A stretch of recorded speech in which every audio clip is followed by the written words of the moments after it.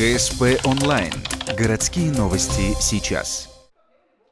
Среда, 11:00, бизнес-инкубатор. Начало работы съезда активистов консорциума вузов Минерально-сырьевого комплекса России.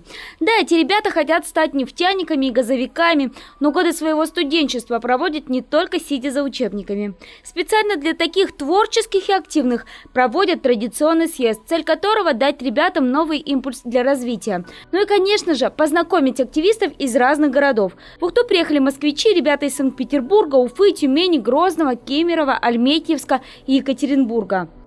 Обычно он проходит либо в Москве, либо в Санкт-Петербурге. В этом году в честь юбилея университета был выбран УГТУ в качестве площадки. Мы пригласили к себе всех, но приехать смогли только 7 университетов. Около 80 человек, ребят, по 5 направлениям они работают в течение 2 дней. Это спорт, творчество, волонтерство, студенческая наука и студенческое самоуправление. 2 дня лекторы будут знакомить ребят с различными формами работы и расширять их кругозор в уже знакомых им областях. Как получить грант, как подать заявку на конкурс, как сделать крутое видео или полезную презентацию из 10 слайдов. Также студенты смогут обсудить актуальные вопросы спортивной психологии и приготовить завтрак за 5 минут, навсегда забыв о кулинарном шедевре всех общежитий – дошираке.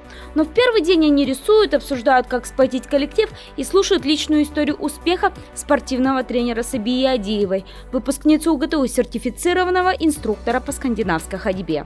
На улице это, конечно, круто, классно, но никто этим никогда не занимался. Я говорю, ну может я начну? Они такие, ну начинайте.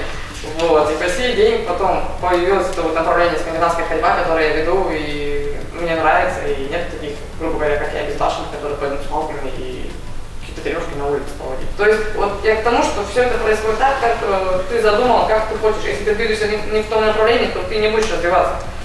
Итогом 2-дневного мозгового штурма для студентов должны стать созданные ими проекты. Совместные мероприятия, готовые к реализации в любом вузе Минерально-сырьевого консорциума.